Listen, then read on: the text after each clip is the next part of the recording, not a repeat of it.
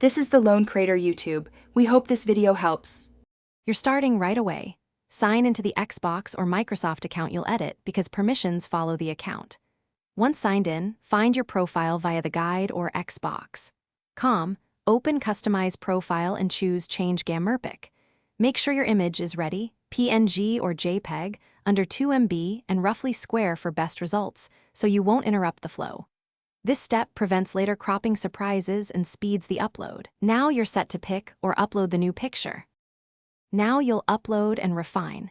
Choose Upload a custom image or use the Microsoft Gallery if you prefer. Once you pick a file, use the zoom and rotate controls to center the subject. The preview shows a circular crop so you can position key elements away from the edges. Pay attention to contrast and background so the avatar remains visible at small sizes. When the preview looks right, confirm the crop and save. This finalizes the visual framing for all platforms. Finish by saving your Gamurpic and giving it time to propagate. Changes can take up to 24 hours to appear everywhere.